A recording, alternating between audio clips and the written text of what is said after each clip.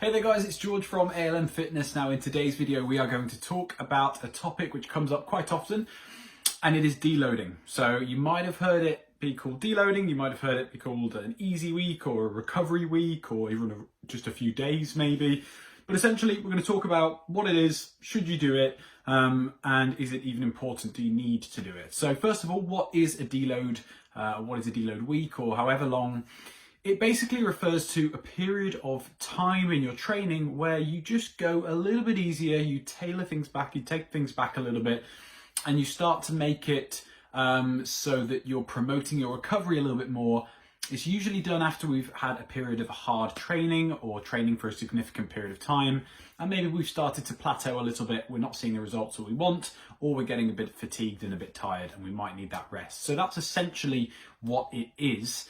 Now, we're going to talk about, I like to make these videos as practical as possible, giving you some practical tips. So should you deload from your training? Well, you need to ask yourself a few things first of all, a few boxes to tick if you like here.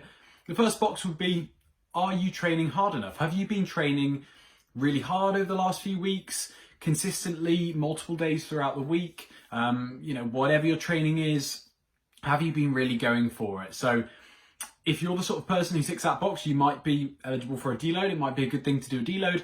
But if you've not, if you've been kind of on and off the last few weeks or even the last few months, if you've just been on it a couple of days and then off it for a few days and then had the weekend off and you're never really that consistent with it, chances are you probably don't need a deload, okay? Because you've not accumulated enough fatigue in your body to really warrant a deload, and it would just be a bit of a waste of your time, and your resources would be better spent focusing on more training, to be honest.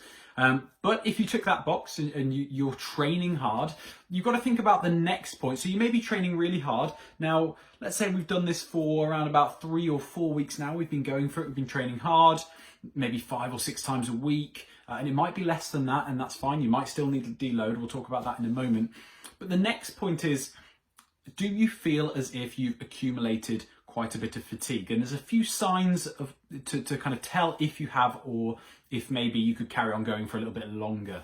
And a couple of those are if your joints are starting to hurt a little bit, if you're getting a little bit achy, if you're achy for too long after a session. So maybe in week 1 of your program, you were able to recover fairly well, or maybe week 2, you're fine. After a few days, you're ready to go again.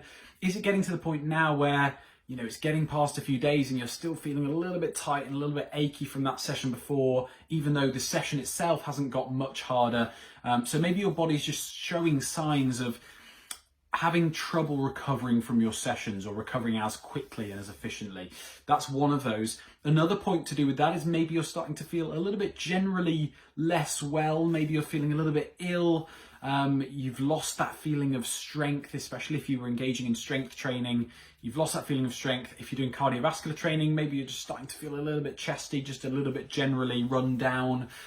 Those are all signs that you potentially might be getting to the peak of that adaptation. You might be starting to peak and you might need that bit of a deload before it starts to go downhill and you start to get into the detraining.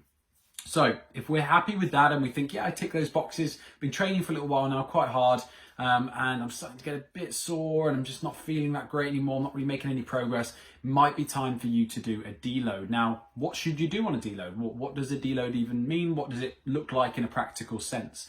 Essentially, it is an easier, usually a week, could be shorter than that, depending on kind of how much fatigue you've built up. Could be a little bit longer if you need it, but you wouldn't want to go on for too much longer than a week, because your body simply doesn't need probably that long to recover from your training.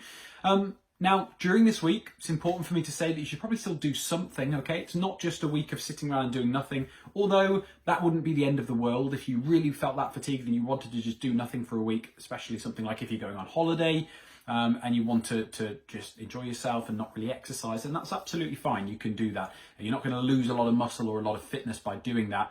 But by doing something, we're still activating these body systems, such as, for example, if you still engage in some light resistance training, maybe you're just cutting the weights in half to what you would usually do to give your joints a bit of a rest. You're not taking the muscles to as much of that kind of failure point as you were before, and you're just going through kind of the motions of the exercises, good technique. You're still feeling it in the muscles a bit, but you're just not really pushing yourself as nowhere near really as hard as you would have done before. And this is going to be great because it's going to help our body keep accustomed to the movements, keep accustomed to that good technique, but we're just not going to be accumulating that fatigue. So that's what a deload might look like, and you do that for about a week. So stick roughly with the same sessions, the same things that you'd usually do. It's just about taking that intensity down a notch and making it a little bit easier and a little bit more manageable for you. So that's our deload. One more thing I will mention on the deload, and if you're kind of still 50-50 as to whether you need one or not, I'll just demonstrate why we essentially might need to deload. So what would be the problem with just going all out and continuously training hard?